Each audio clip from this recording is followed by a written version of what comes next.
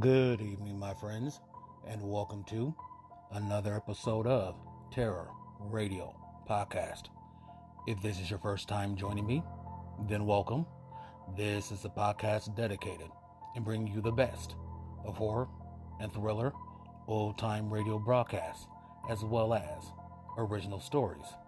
I'm your host, Keith, aka the Radio Show Nerd, and I'm wishing you all a happy 2023. Hopefully you all have a productive and joyous new year. Tonight's episode is called Oh Rats. And when you hear both radio plays, you'll understand why. So, without further ado, this is Terror Radio. The two radio series highlighted tonight are Arch Obler Plays and The Black Mass. Now a quick rundown on Arch Obler Plays. It was an anthology series written, produced, as well as directed by the great Arch Obler, who we know was one of the masterminds behind the classic radio series Lights Out, Everybody. It first ran on NBC on March 25th, 1939, and concluded on March 23rd, 1940. It was revived 5 years later on April 5th, 1945, and concluded on October 11th that same year. The radio play Him or Me, I'm thinking, was first broadcasted in 1940. But the date that was given to me was a rebroadcasting on December 26, 1964.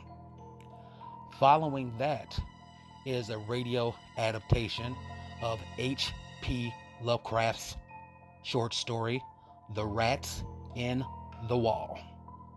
And this was first broadcasted on September 3rd, 1964 on the horror fantasy anthology series, The Black Mass.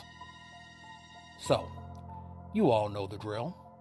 Sit back, turn down the lights, and listen to Him or Me, followed by The Rats in the Wall. Plays. Stories of the unusual. This is Arch Obler.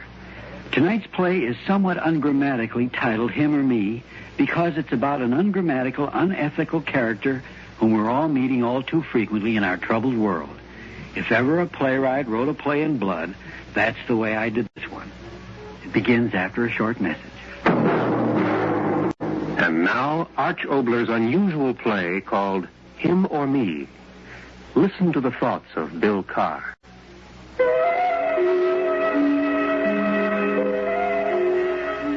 Him or me, him or me, him or me, him or me, him or me. Why do I keep thinking that round and round in my head? Him or me, him or me. No! It's him, it's him, it's him. It's gotta be him. How can a lousy little rat... I gotta think. Figure out an angle. You got an angle, you can beat any rap. Now figure out where it started, where it went, how it's been going. Then I'll figure out an angle. Now where did it begin? Where did it begin? Wind. Why do I remember the wind? I stood in that lousy Army transport deck and I was laughing. 15 grand in my kick and Chicago waiting. Nice and juicy. Yeah, I remember. First night back, that old sucker's car. Got off at the boat, night. He pulled up. He said, "Want a lift, soldier?" Yeah. Brand new convertible, I remember. You sure you're warm enough, young man? Yeah, I'm okay. Cora, she's Mrs. Potter, always makes fun of me carrying all those blankets and things. But when you travel down the road as long as I have and in my territory, you just have to be ready for any contingency. You got a nice car. Oh, yes. You see, it's a surprise for Mrs. Potter. But she won't know about it for 2 weeks. Hey, mister, listen, could you pull up a minute? I feel so good. What? Oh, I'm going to be sick? Oh, sure. Here you are. Do you want to get out? I mean, Your hands. What? No. Please. Yeah. Brand new convertible. 2 weeks, he said, and as old as he wouldn't start yelling to the cops for 3, and by that time I'd be back in Chicago in a car to have a new paint job and a new engine number. I looked out of the window. We were parked right on a bridge, and below there was water. Up you go. You wanted to go fishing, mister? Okay. Faster. I gotta think faster. I gotta figure it all out. The time is gone. I gotta figure an angle. What happened then? I gotta remember. There's a car. Yeah. On the way to Chicago. Oh, but first I had to settle an old score. I've been waiting for 15 years in my hometown. Paper, mister? Paper? No. Say, tell me something, will you? A guy named J.B. Roonan still run this town? Old man Roonan? Yeah. Well, mister, he don't have to run it. He owns it. The bank, most of the filling stations, the newspaper. Well, old man Roonan's got... Hey, look. What? See that dish crossing the street? That's old man Roonan's, too. That's his daughter. That was you, Kitty, he was talking about. And seeing you made it a lot easier to hang around town and figure out an angle to settle my score with your old man. Have another, young man, have another. After all, this is quite an occasion. An occasion, Mr. Roonan? Why, of course. Prodigal son returns with a fatted calf. Oh, yeah? You run me out of town, didn't you, Mr. Roonan? No, I didn't do that exactly. I felt another atmosphere would get you away from certain unfortunate influences. And it certainly did straighten you out. And to think that you're now a businessman, no less. Yeah, the past is the past, as far as I'm concerned. And here you are, older, prosperous, and a welcome guest. Oh, Kathy, come in here. I want you to meet an old friend of mine. Yeah, you were the answer, Kay, the angle. But you didn't want to play, did you, Kay? Oh, Bill, please. I like you very much. Of course I do. But after all, I've only known you a week. Oh, please, Bill, don't. Let me talk. I'm just a small-town girl. You frighten me a little. But I do like you very much. I think about you all the time. Yeah, just a nice small-town girl, Kay. So if wedding bells was the price of the payoff, okay, I said. I'd had the preacher say the words over me a couple of times before the war. One more time wasn't going to hurt me. And when I got through with you and your old man's bankroll, that'd square the score, yeah, with interest for 15 years. I'm not for this marriage, Bill. Had I known you intended to stay in our town, I would have seen to it that my daughter never met you. Papa didn't have a chance. Bill, please turn off the big light. It's shining right in my eyes. Oh, sure. Yeah, better. Uh-huh. Should I turn off the bed lamp, too? After the champagne. Oh, all right. I bet we're the only people who ever stole champagne from their own wedding. To us, Bill. Always. Yeah.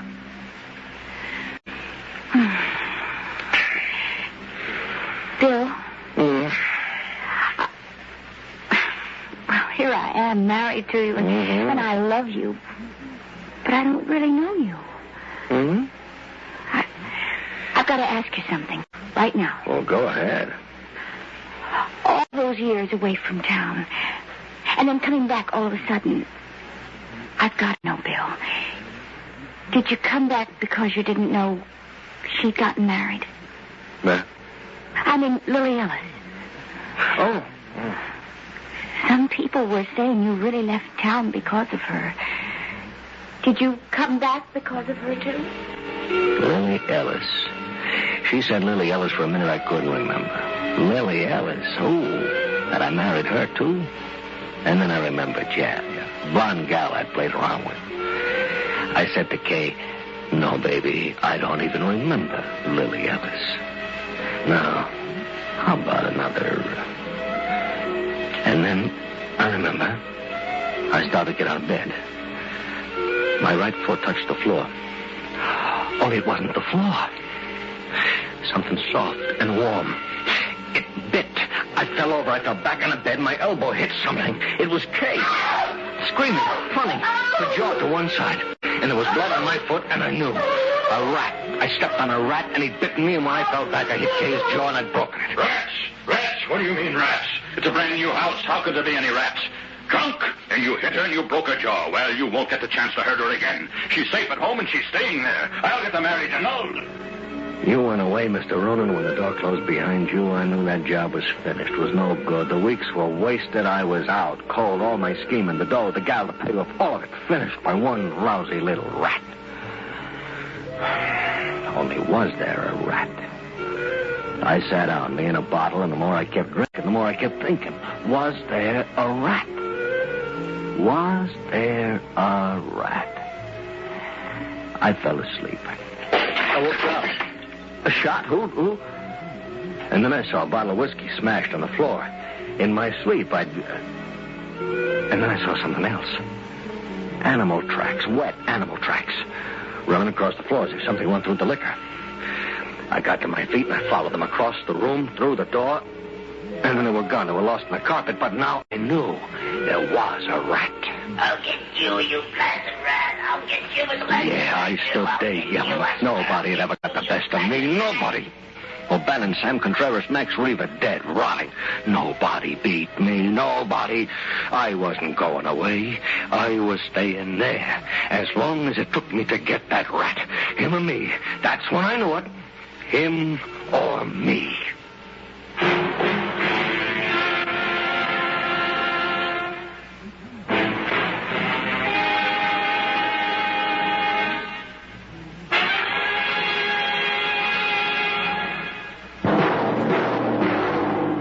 And now to return to Arch Obler's strange play, Him or Me.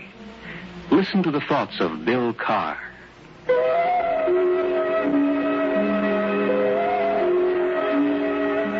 Him or me, him or me, him or me, him or me. No. Him. Yeah. Keep thinking of that. Now, what did I do that morning? Yeah, I remember. I went out into the street, just like I was. Everybody saw me. Hi, Mr. Carr. How's the bride? Bill, what's the rush? Hello, Bill. Anything I can do for you? Yeah, some traps. Give me some traps, will you? Traps? What kind of traps? Bear traps? Gopher? Rat traps. Give me 3. No, make it 4. Now, give me a dozen. What? And give me some poison. A dozen boxes of rat poison. Now, wait a minute. There aren't that many rats in Don't town. argue with me, you fool. Now, stop. Get it for me. Will you get it for me? In a couple of minutes, I was out of the place, the stuff in my arms, almost running. I could see people turning at me, watching me running, the stuff in my arms, my face the way it was, without washing, shaving. And then she was there, the blonde dame. Bill Carr, of all people. Say, I bet you don't even remember Yeah, me. well, I was... You don't? You so-and-so. I'm Lily Alice. Oh, sure. I knew. I mean, I Oh, knew. you big, handsome lug. Haven't you got a kiss of your old girlfriend after all these years? Come on, I know you. You're not the bashful type. And then you were grinding your lips on mine. Weren't you, Lily? You didn't think. You didn't know. You didn't care. Everybody watching. Everybody stopping in the street watching. Bill Carr, who just got married to old man Roonan's kid, kissing his old girlfriend out there in front of everybody. Look, Bill, we're stopping traffic. Come on, let's get out of here. How about taking me to breakfast? No. I can't. All right. We'll go over to my place and... Well, for heaven's sakes, what's in those boxes? Breakfast food? Poison grain. Well, for heaven's sakes, Bill, what are you doing with all those boxes of poison grain? Who are you killing and when? I got away from her. Back in the house, I set the traps. I put the poison stuff across the head of the stairs, crisscross all over the kitchen floor, and then I went into the bedroom. And then I saw. Where I left the bureau drawer open, everything was torn to pieces. All my identification papers, my billfold, and the rest of my dough. My dough. $15,000 chewed up in little pieces. My dough. And then a phone. All right. Hello, who is it? Hello. Is that you, Bill? Yeah. Well, this is Mr. Ronan. Kay's got it in her head that she wants to come back there with you. Heaven knows why. But you better come over here and get her right away. No, let her stay there. What? What'd you say? I said let her stay there. Busy. Things are going on. Listen to me, Bill Carr. Caddy's got hysterics. And if she wants to be with you, I blast it all. You better come over here and get her. You hear me? Right away. Right away? Sure, why not? So I took a deep breath and I went over and got you, Kay. Sure. Because now the 15 grand was gone. But having you again, I have another chance to get your old man right in his cash box. He came with us. And when the two of you were all set in the house, I went down the street thinking of that 15,000 gone. And the back of my head was hurting like it was ready to bust wide open. Him or me, I had to do something. The traps, the poison grain, that wasn't enough. I had to be sure I'd get him fast before it blew my top. Oh, yeah, I remember. I looked down, it was a big Tom. Like old man Frank always has around his cash-feeding grain store. I went into the place. Yes, what is it? Hey, Mr. Frank, you got rats around here, huh? Have I? Well, how do you get rid of them? Why? We got rats at my house. Will you tell me a sure way to get rid of them? Why? Because I'll pay off. That's why. Any price. I'll pay you anything you want. Well, I haven't got the stuff ready-made, but would you want the formula? The formula? Yeah, sure. I got it written down on a paper here somewhere. Yeah, here it is. Cost you $2. Cash money. Went down the street and I was feeling good. Old man Frank always knew what he was talking about. Holding that piece of paper tight in my hand, I went into Mr. Miller's drugstore. Yes, what is it? Oh, how's the bridegroom? Or shouldn't I? Hey, this prescription. Can you fill this right away? Prescription's my business. Hey, what's this for? Old man Frank gave it to me. It's for killing rats. Very dangerous. Oh, sure. Come on, will you fill it? I'm in a hurry. Oh, this is very dangerous. Very. Half an hour later, he came back with 2 bottles. Mix 'em, he says. Be careful, he says. When I got home, Kay was sleeping. Her pa was snoring in the chair next to bed. So I went to the kitchen, I got a big glass dish, and I began to mix the stuff. And all of a sudden... Hey, what's going on here? What are you doing? What's that stuff you're mixing? Medicine? No, don't touch it. What's the matter with you? That poison in something? Yeah. Poison? Yeah. Sure, it's poison. Look, that rat, the one that bit me, just to kill him. Once and for all. Oh. Well, all right, Bill. All right, I've got to go home now to supper, but I'll be back later. Now, you'd better be careful. He went, and as soon as he did, I finished mixing the stuff, and I filled half a dozen saucers with it. And then I put those saucers all the places I knew he'd go. Kitchen, living room, hallway. And then as I started down into the basement, in the other room, I got him. I grabbed the club I had already, the living room, the lights. Gotcha! Yeah, got him. Broken pieces of saucer on the floor and over by the window. Him. Yeah. He was there just the way I dreamed about it, looking up at me.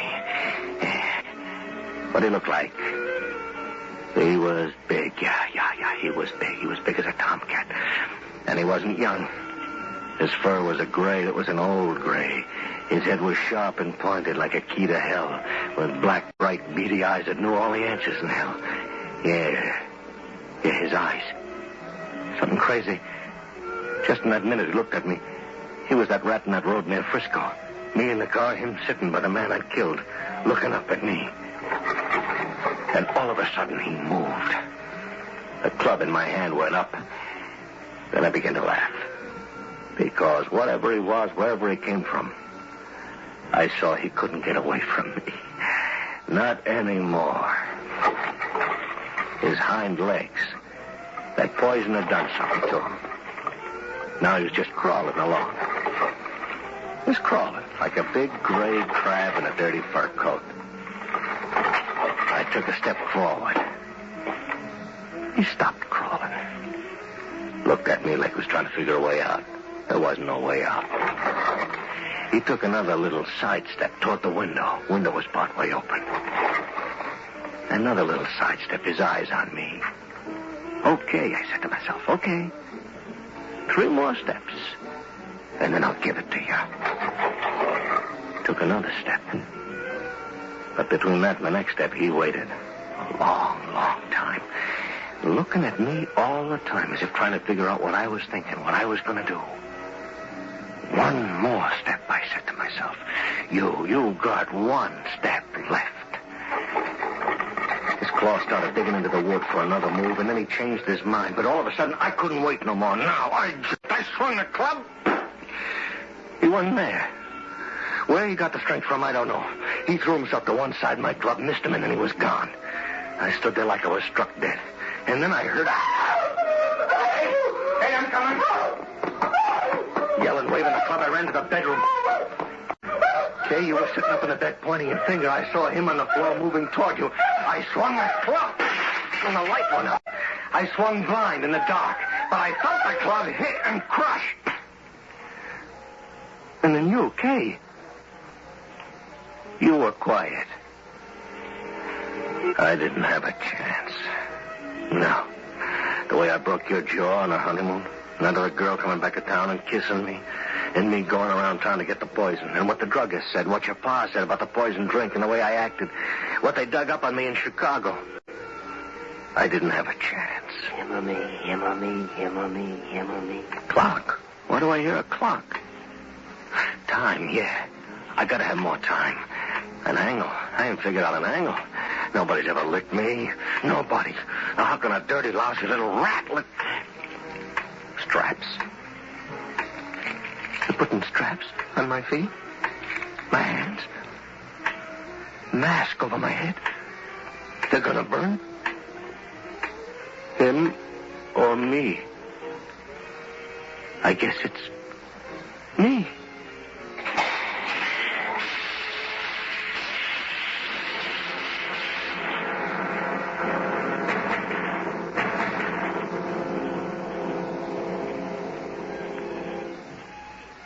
This is Arch Obler once more. Someone said to me, "Hi, Mr. Ryder, why don't you make us laugh?" So, for the sake of a few laughs, my next play is titled Mrs. Kingsley's Report. More about that after a brief message. This is Obler again. First, might I thank with you tonight's players, Larry Dobkin, Barney Phillips, and Barbara Eiler. It's time for Edward R. Murrow with the news, presented by the Ford division of Ford Motor Company. It's perfectly logical. The car that most people want today is the car that gives them the most for their money. And that car is the new 54 Ford. It's the only low-priced car offering a choice of V8 or 6, the new 130-horsepower Y-block V8 or the new 115-horsepower I-block 6. It's the only car in its field with new ball-joint suspension, a truly modern front suspension system. And Ford offers 5 optional power assists to help take the drive out of driving. No wonder the new 54 Ford is America's most wanted car. And now here's Edward R. Murrow. This is the news. The government reports that unemployment increased by 584,000 persons in February. It was the 4th straight monthly increase. There are now 3,671,000 unemployed. In the past 3 months, December, January, and February, the figure on the unemployed increased by 2 million. Once again tonight, Senator McCarthy and Army Secretary Stevens are in violent verbal disagreement. An Army report says that Senator McCarthy and his chief counsel, Roy Cohn, applied pressure and threats to the Army to try to get special treatment for a former committee aide, David Shine, who was drafted into the Army. The Army report says the 27-year-old Cohn threatened to get the Secretary Stevens and wreck the Army. Cohn denies this, and he and McCarthy say the Army has been using this report in an attempt to blackmail the McCarthy Committee to give up its search for communists in the Army. McCarthy today released an unsigned memorandum saying that Army Secretary Stevens once suggested that the committee aim its search for communists at the Navy, the Air Force, and the Defense Department. The unsigned McCarthy memorandum says Stevens offered to furnish leads and plenty of dirt for such an investigation. Secretary Stevens promptly called this utterly untrue. And the Army's legal counsel, John G. Adams, who is alleged to have had conversations with McCarthy on such things, calls the McCarthy memorandum fantastic and false. One McCarthy committee member, Republican Potter of Michigan, called for a quick hearing to determine whether what he called these shocking charges against Cohn are true. Another Republican committee member, Dirksen of Illinois, said McCarthy violated an agreement with other Republicans not to release his memorandum, at least until they had discussed the Army's report on McCarthy and Cohn.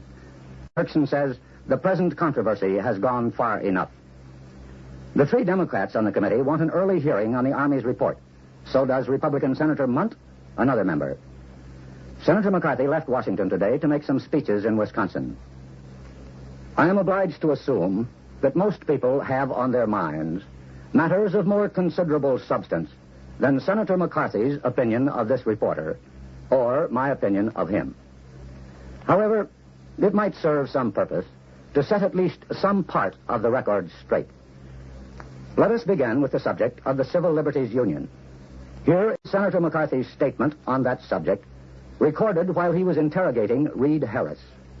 Did the Civil Liberties Union provide you with an attorney at that time? I had many offers of attorneys, and one of those was from the American Civil Liberties Union, yes. The question is, did the Civil Liberties Union supply you with an attorney? They did supply an attorney. The answer is yes? The answer is yes. You know, the Civil Liberties Union has been listed as a front for and doing the work of the Communist Party. Mr. Chairman, this was 1932. Yeah, I know that's 1932. Do you know that they since have been listed as a front for and doing the work of the Communist Party? I do not know that they have been listed so, sir. You don't know they have been listed? I have heard that mention and read that mention. Now here is this reporter's comment made on a recent television program. The Reed Harris hearing demonstrates one of the senator's techniques. Twice, he said the American Civil Liberties Union was listed as a subversive front. The Attorney General's list does not and has never listed the ACLU as subversive, nor does the FBI or any other federal government agency. And the American Civil Liberties Union holds in its files letters of commendation from President Truman, President Eisenhower, and General MacArthur. Here again is what Senator McCarthy said last night when asked by Fulton Lewis, Jr. to comment on my remarks. Well, may I say that there are some individuals in the ACLU who are good Americans, but Murrow, again, was not telling the truth when he said it had not been listed. I have, as you see here, Fulton, the fourth report of the Un-American Activities Committee in California. I quote from page 107, and this is a quotation in regard to the organization which Murrow said had not been listed. Quote, the American Civil Liberties Union may be definitely classed as a communist front or transmission belt organization. At least 90% of its efforts are expended on behalf of communists who come into conflict with the law. So that, again, Mr. Murrow is not telling the truth.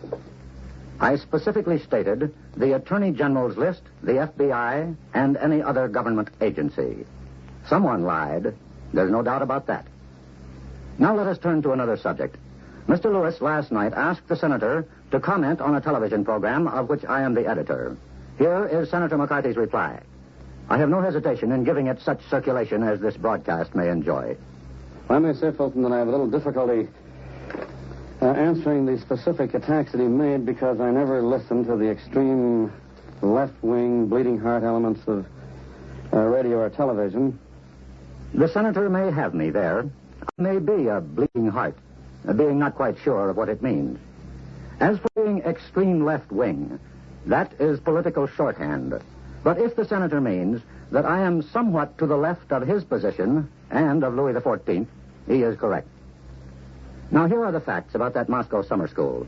The date was 1935. I was the assistant director of the Institute of International Education. This organization dealt primarily with the exchange of students and professors between this and foreign countries. It had established offices in London, Paris, Berlin, Geneva, and elsewhere. It was largely financed at that time by the Carnegie Corporation and the Rockefeller Foundation. Among its board of trustees were such as John Foster Dulles, John Bassett Moore, Thomas W. Lamont, Virginia Gildersleeve, and others equally distinguished. I believed 18 years ago, and I believe today, that mature American graduate students and professors can engage in conversation and controversy, the clash of ideas, with communists anywhere under peacetime conditions without becoming contaminated or converted. To deny this would be to admit that in the realm of ideas, faith, and conviction, the communist cause, dogma, and doctrine is stronger than our own. This reporter declines to admit that, but remains uncertain as to Senator McCarthy's position on this matter. This seems to be the open season for quoting Lincoln. Last night, Senator McCarthy quoted from a Lincoln speech of 1838. I'd like to read you these words from that same speech. I hope I am over-wary, but if I am not, there is even now something of ill omen amongst us. I mean the increasing disregard for law which pervades the country, the growing disposition to substitute the wild and furious passions in lieu of the sober judgment of courts, and the worse than savage mobs for the executive ministers of justice. Good night, and good luck. If you haven't had a test drive in the new 54 Ford, your Ford dealer cordially invites you to stop in.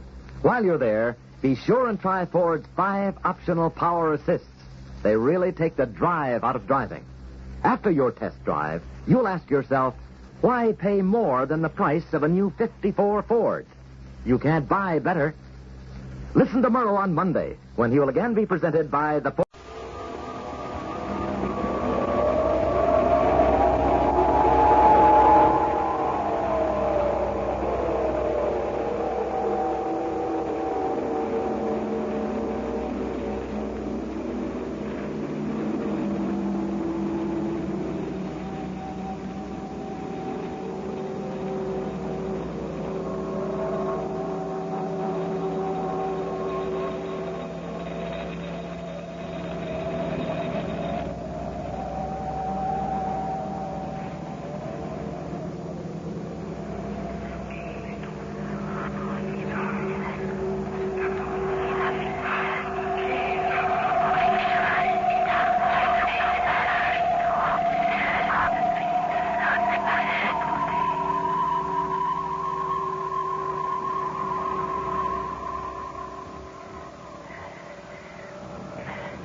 The restoration of Exham Priory had been a stupendous task. For little had remained of the deserted pile but a shell-like ruin. But because it had been the seat of my ancestors, I let no expense deter me. The place had not been inhabited since the reign of James I, when a tragedy of intensely hideous, though largely unexplained nature occurred. It appeared that my ancestor was accused, with much reason, of having killed all the other members of his household in their sleep. This deliberate slaughter, which included his father, as well as 3 brothers and 2 sisters, was strangely condoned by the villagers and slackly treated by the law. With this sole heir, nevertheless legally denounced as a murderer, the estate had reverted to the crown, the accused man making no attempt to exculpate himself or regain his property.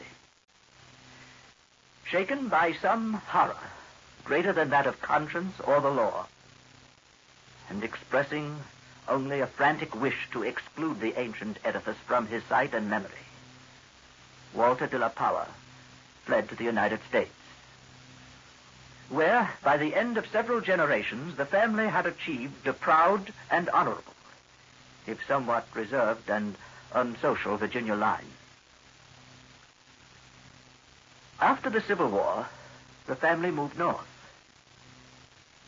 I emerged and grew to manhood, to middle age, and to ultimate wealth within the grayness of a Massachusetts business life. My wife, Emily, died shortly after the birth of our only son, Alfred. And Alfred, in the Aviation Corps in 1917. They both had died, leaving me old, bereaved, and aimless, a retired manufacturer. I traveled, eventually to England, eventually to Anchester, eventually to the ancient family seat, Exham Priory itself. A jumble of tottering medieval ruins covered with lichen, perched perilously upon a precipice, denuded of floors and other interior features save the stone walls and the separate towers. The priory had been allotted to the estate of the Norris family by the Crown. And now, 3 centuries later, I purchased the ruin for a surprisingly reasonable figure, and resolved to divert my remaining years by restoring my ancestral home.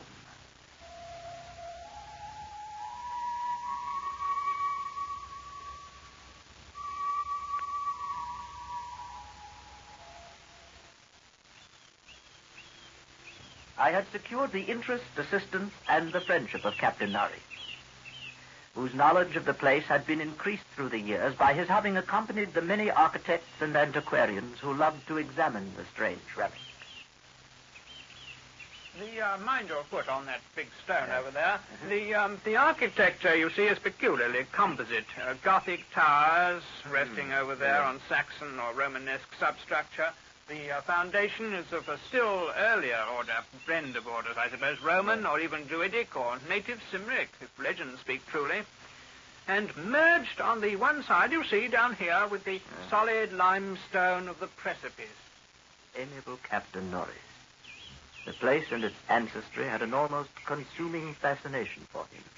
He knew every detail of its history and its former structure, and became of inestimable help in the reconstruction. The priory itself actually stands on the site of a prehistoric temple. Yes. A druidical or anti-druidical thing which must have been contemporary of Stonehenge and dates like that. Well, it's unfortunate that our neighbors aren't all antiquarians such as you, Captain Norrie. I had not been in Anchester a day before I knew I came from an accursed house. Oh, yes, the country folk around here have their own sense of tradition, I'm afraid. They hated the priory hundreds of years ago when your ancestors lived here. And they hate it now, with the moss and mold of abandonment on it. We'll have to go outside of the immediate vicinity for our workers. You see, it isn't so much hatred as the almost unbelievable fear they have of the place. And the scope appears to include both the priory and, I'm afraid, its ancient family. Yes, I don't seem to be able to convince the villagers how little I know of my heritage. Oh, but to them a lineage is beyond a message of knowing. It's in the bone and blood itself. Yeah. I'm not sure I disagree. But what do we see? After 3 centuries, a power has returned to his ancient site to reconstruct the very house. And for the villagers, you've come to restore a symbol abhorrent to them. Oh. Rational or not, you know, they view Exham Priory as nothing less than a haunt of fiends and werewolves. Captain Norrie. Superstition. Well. Superstitions, ghosts, and comfort. Oh, no, not quite that. No. You share their worries, nevertheless. Well, so would you, Power. It's not a matter of the present, and it's not all superstition. This is an ancient place, Power. That indescribable rites had been celebrated here, no one doubts. Rites of the Cybele worship, which the Romans had introduced. Inscriptions, still visible in the subcellar of the priory, bear the unmistakable letters and signs of Magna Mater, whose dark worship was once vainly forbidden to Roman citizens.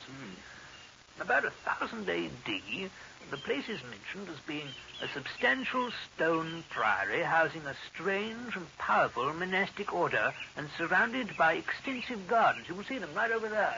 Oh, yes. Yes. Now, mind that stone there.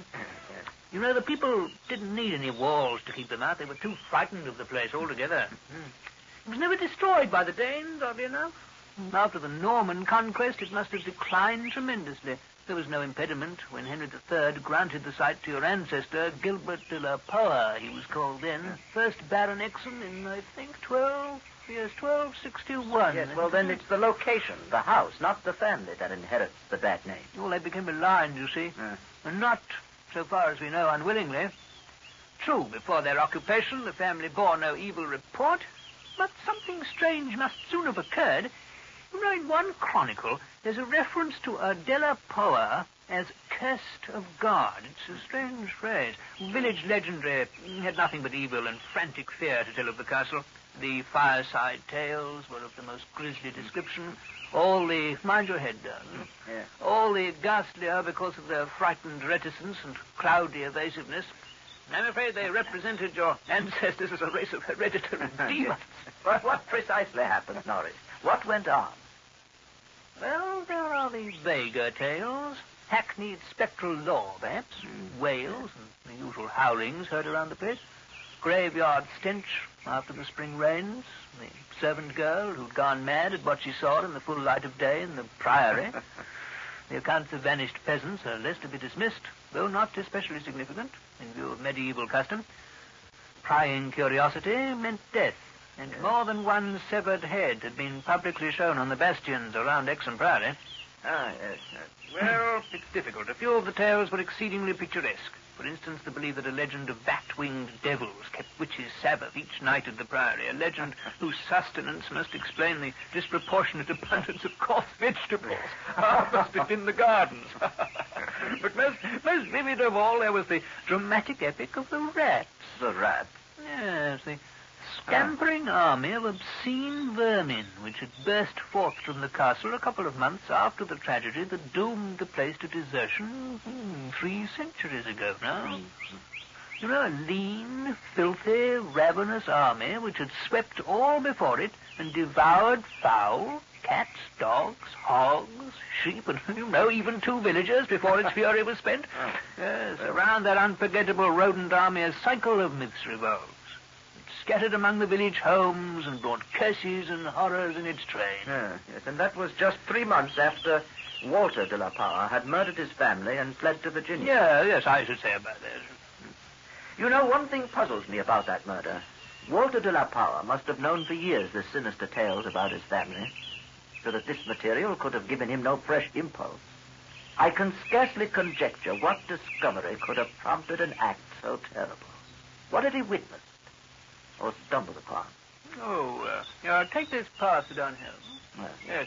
The general whispered sentiment seems to have been that he purged the land of immemorial curse.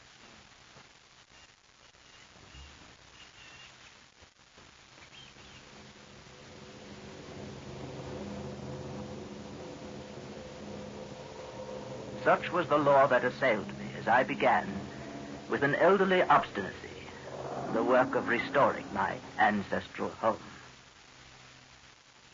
While living with Captain Norrie's family during the restoration of the Priory, I collected many such tales of superstition or fact. But it must not be imagined that they formed my principal psychological environment. I was constantly praised and encouraged by Captain Norries and the antiquarians who surrounded and aided me. When the task was done, over 2 years after its commencement, I viewed the great rooms with pride. Wainscoted walls, vaulted ceilings, mullioned windows, broad staircase. All there, all as it had been, every attribute of the Middle Ages was cunningly reproduced. The new parts blended perfectly with the original stone walls and foundations. The seat of my fathers was complete, and I looked forward to redeeming at last the local fame of the line, which ended with me. The interior of the old house was, in truth, wholly new, and free from old vermin and old ghosts. The first incident occurred 6 days after I moved into the Priory. That night, dispensing as usual with a valet, I retired to the West Tower chamber, which I had chosen as my own. The room was circular, very high, and without wainscoting, the stones being hung with tapestry. I did not draw the curtains, but gazed out at the narrow north window, which I faced from the canopied four-poster. At some time, I must have fallen quietly asleep, but I recall a distinct sense of leaving strange dreams.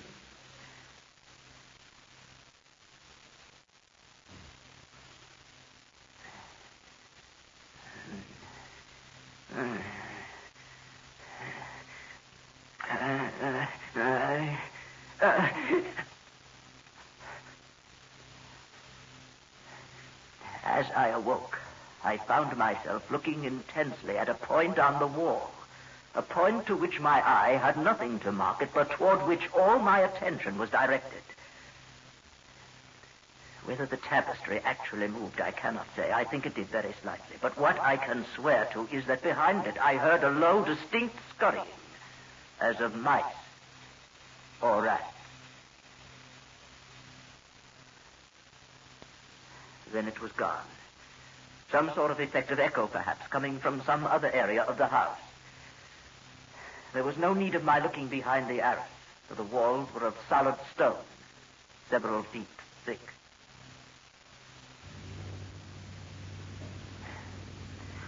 It was a while before I could drift back to sleep, and I seemed directly to re-enter my earlier dream, except that this time The vision was clearly, horribly before me. I seemed to be looking down from an immense height upon a twilit grotto, knee-deep with filth, where a white-bearded demon, a swineherd, drove about with of fungus beasts, whose appearance filled me with unutterable loathing. Then, as the swineherd paused and nodded over his task, a mighty swarm of rats rained down on the stinking abyss and fell to devouring beast and man alike. But suddenly I was awake, wide awake. On every side of the chamber, the walls were alive with nauseous sound. The verminous slithering of ravenous, gigantic rats. I could see a hideous shaking all over the tapestry. But the motion disappeared almost at once, and the sound with it. I sprang out of bed and tore aside the arras to see what lay beneath it. Nothing but the patched stone wall. I stepped out of the room and stood for a moment at the head of the great ancient stairway, listening to the house. I could hear them. I could hear them faintly at first, but coming from all the walls. And as I descended, the stampeding continued with such force and distinctness that I could finally assign to their motions a definite direction. These creatures, in numbers apparently inexhaustible, were engaged in one stupendous migration from inconceivable heights to some depth inconceivably below. Rats? When I questioned the servants, they said they heard nothing. I didn't want to alarm them by insisting. No, I wasn't dreaming, Norris. It was no dream.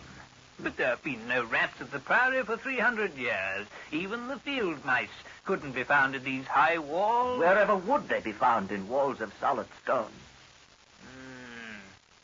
You say they were headed downward.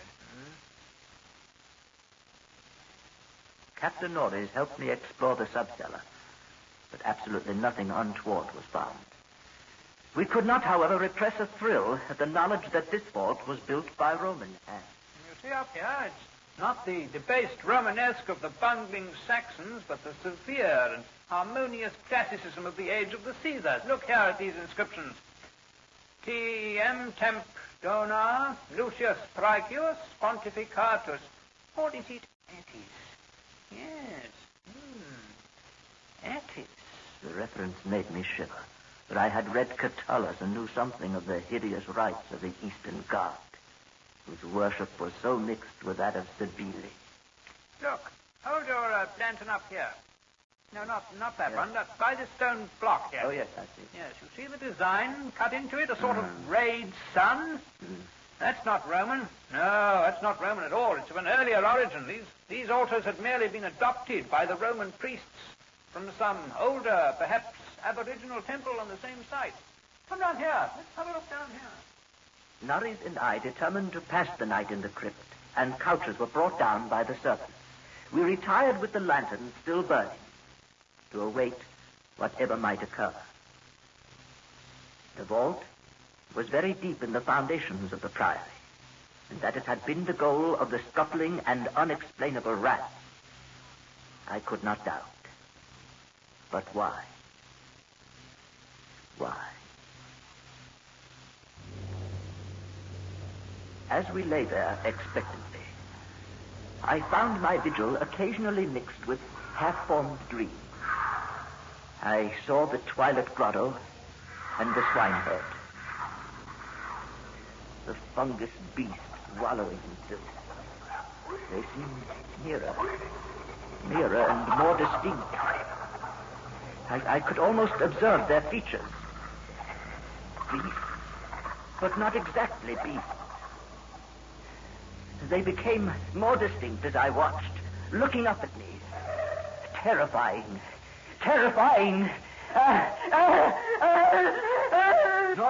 Norris, wake up, Norris.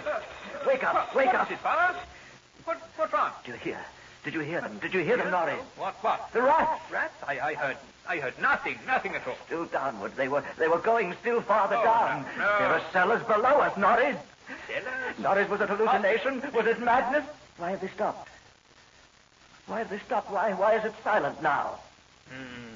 Perhaps you've been shown what certain forces wish to show you. They were headed downward. In this altar. See, Norris?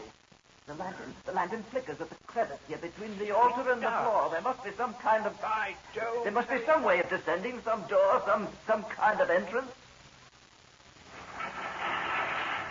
Balanced by some sort of counterweight, I expect. You see? Look here, look. The entire stone pivots aside. By Jove! There's your cellar power.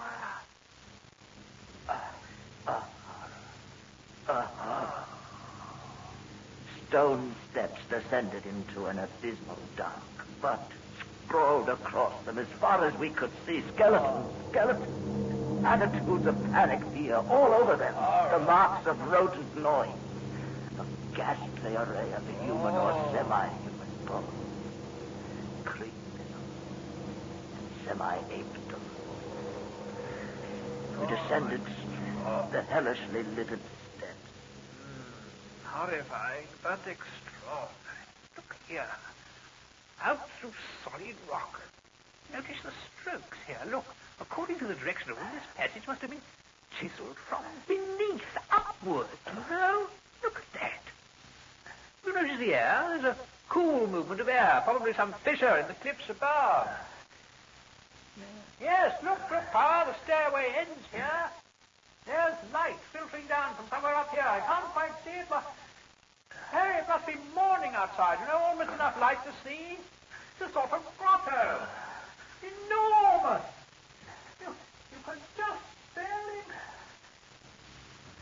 The descent from reality had almost prepared me for what was to come. Norris, when I reached him, stared out with a look resembling that of the skulls at his feet. Then I followed his eyes over the subterranean world before us. Dear God. We must not underestimate the archaeological importance of such a discovery as this. Huh? The twilit grotto was of enormous height and stretched farther than any eye could see. There were buildings and other architectural remains. In the center, a circle of monoliths, but dwarfed, everything dwarfed by the spectacle on the ground. An insane tangle of bones, human or nearly so. Like a foamy sea, they stretched postures of demonic frenzy, either fighting off some menace or clutching other forms with cannibal intent. Yes, these skulls suggest a rather baffling mixture.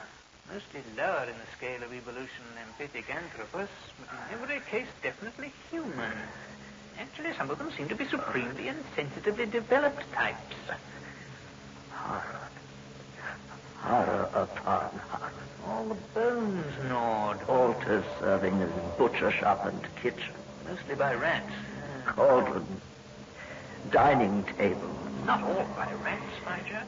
Goblets brown-stained and dried. Horror upon horror. Notice the stone pens over here. For the keeping of herd, I expect, and out of which they must have broken in their last delirium of hunger or rat fear. Herds of some primordial human type. Fascinating. And there are a row of cells nearly rusted through.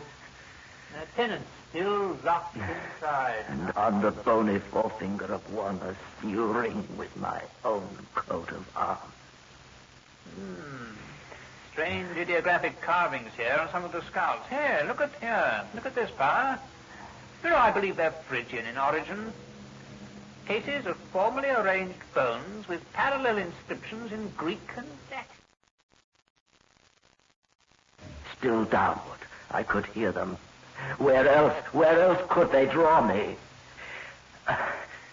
Across the grotto, carrion pits of sawed bones, picked bones, open skulls.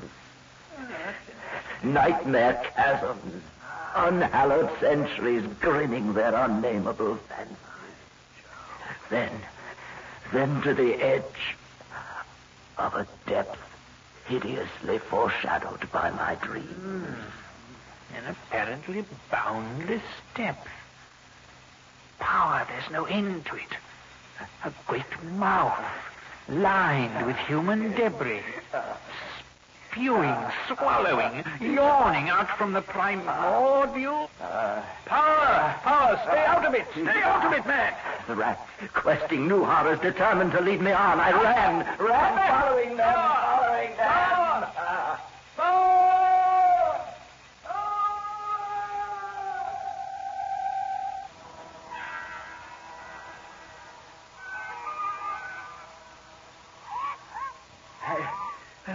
I heard voices, echoes, but above all that insidious scurrying. I felt them all around me. I was one of them, part of the ravenous army that feasts on the living and the dead.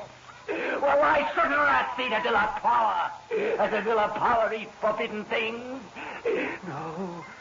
No, I am not that demon in the twilight grotto. It's not Nari's body I tear apart. It's not blood I feast upon, and flesh. You faint and tear at what my family do.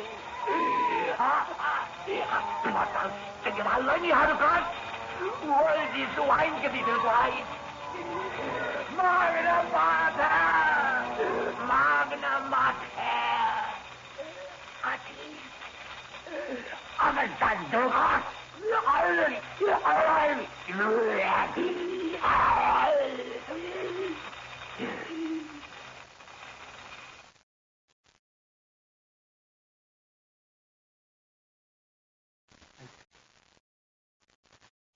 That is what they said. I said when they found me in the blackness, over the half-eaten body of Captain Nari. Now they have blown up Hexham Priory and shut me into this barred room at Hanwell. With fearful whispers about my heredity and experience. When I speak of poor Naris, they accuse me of a hideous thing. But they must know that I did not do it. I did not do it. They must know it was the rat. It was the rat whose scampering will never let me sleep. The demon rat that raced behind the padding of this room and beckoned me down to greater horrors than I have ever known.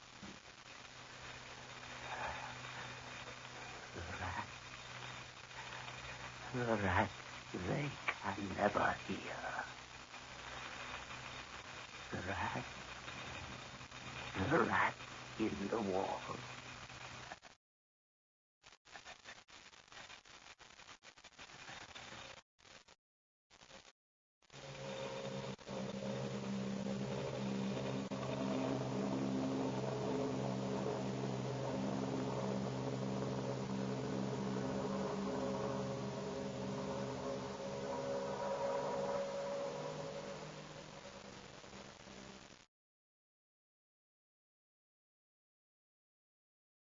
That was The Rat in the Wall by H.P. Lovecraft.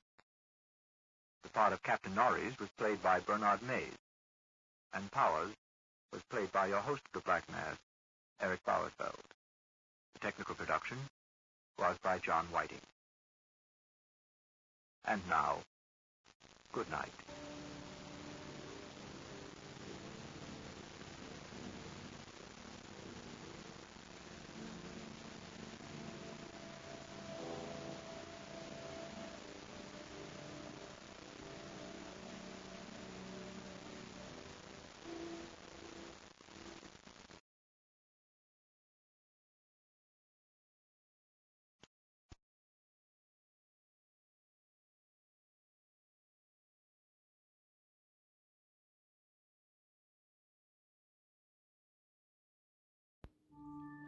That's the show for tonight.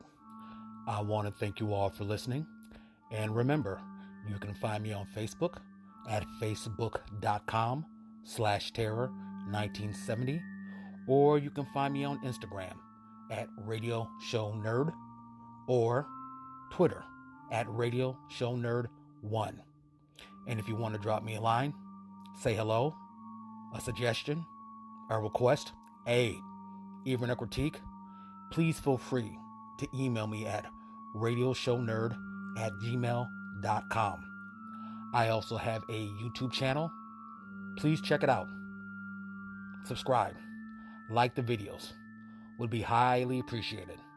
Also on our channel is a segment I call Sinister Saturdays, where I feature vintage television episodes from shows Lights Out, Inner Sanctum, The Creaking Door, The Veil, etc.